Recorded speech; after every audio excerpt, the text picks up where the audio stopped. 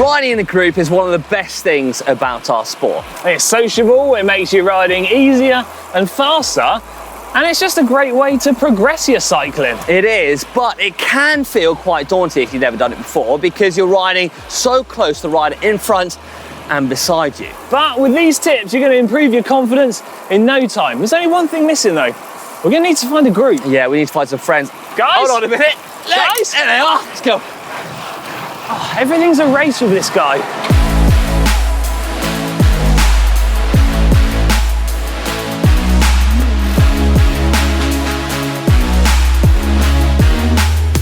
Riding in a group is much easier than riding solo, and this is all because of the shelter you're going to get from the riders ahead. Hey, Alex. Yeah, riding behind one individual rider, you're going to be saving in the region of 50% of your effort.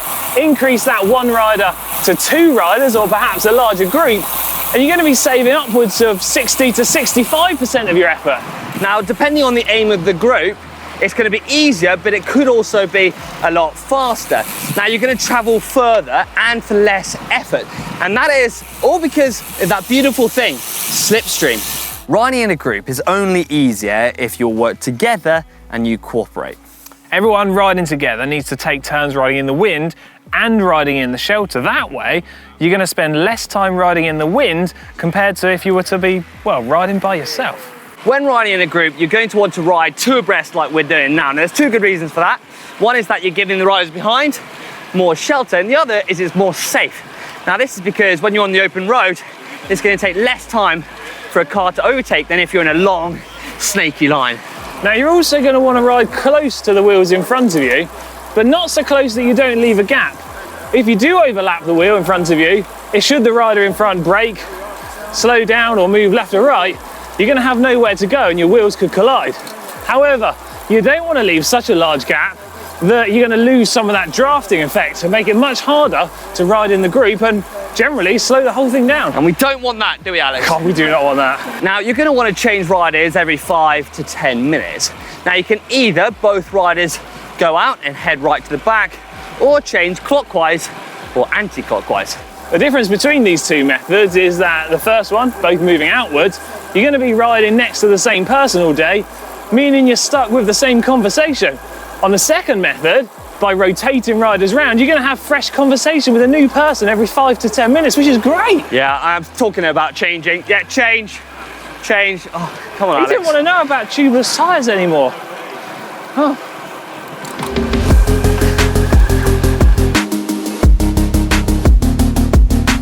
Staying safe is vital, especially if you're out riding on the open road where there's going to be traffic, which is where most people will ride. Yeah, and also respect the rules of the road. And more importantly, look after your group too. Now, the riders in the back need to communicate or trust that the riders in the front are going to communicate what they need to look out for or see. Now, when you're riding on the front, it's your job to communicate the important information to the rest of the group. So you want to shout up things like potholes, rocks, stray dogs, the odd pound coin that you've spotted at the side of the road, or even just a good cafe. Yeah, or parked cars, or at junctions, let everyone know it's safe to cross. I mean, perhaps you're riding on smaller roads and smaller lanes, and you've got cars behind that are about to overtake. Just call up, make sure everyone in the group knows. Yeah, and then it comes to signalling the directions of the route. So, whoever's in charge of the ride, make sure it's all clear and everyone knows where and when they're turning. Which way are we going next, left or right? Oh, thanks. Right. And when you have shouted that up, you need to relay the message back down the group. So if you hear something in front of you, pass it down for the guys at the back. Now, the same goes for if you're struggling on the back of the group. Let people know and people will understand. If you have a mechanical, the last thing you want to do is continue on and endanger others. So make sure you let everyone know what's happening in the group. That way everyone can stop, sort out the issue or the problem before continuing. This is all part of group riding.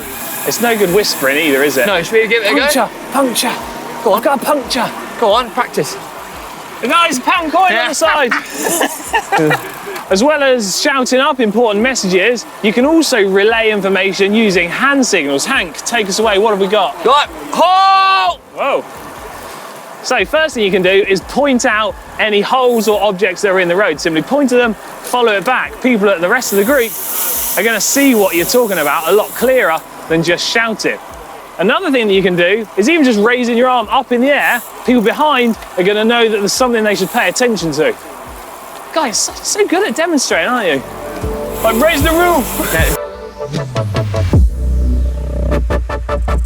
Don't just try and smash it everywhere and prove to everyone just how fit and strong you are. You need to take into consideration that perhaps there's slightly slower riders in the group. So before you set out, discuss whether it's going to be a fast ride or a slow ride, and crucially, discuss whether you're going to stop for coffee and cake.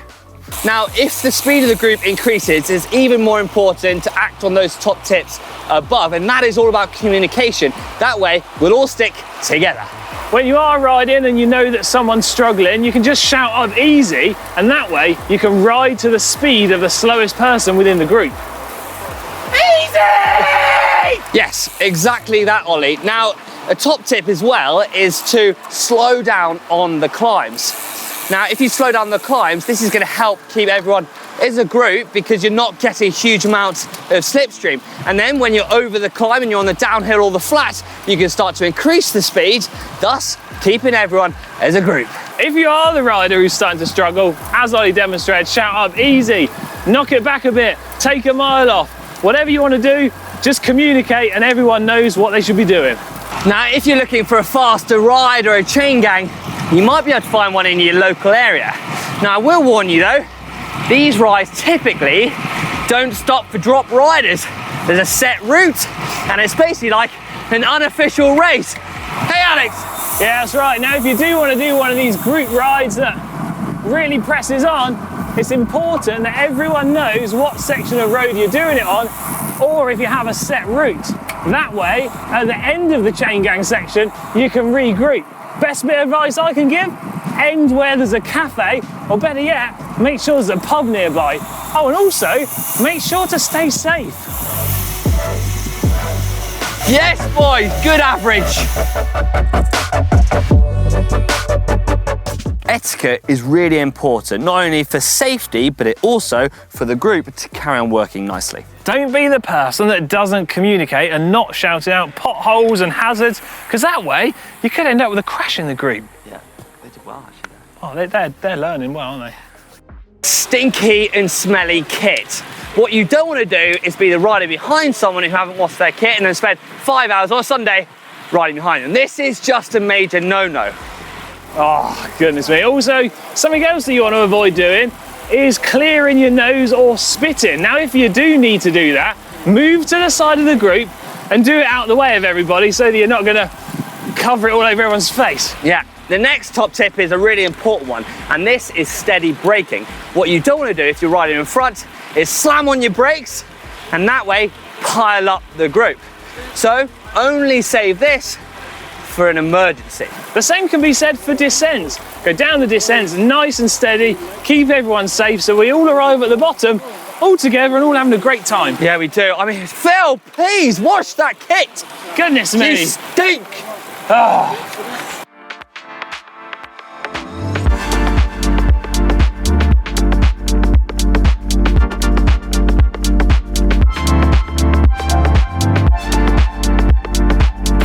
Right, guys, stop it! Stop it! Yeah.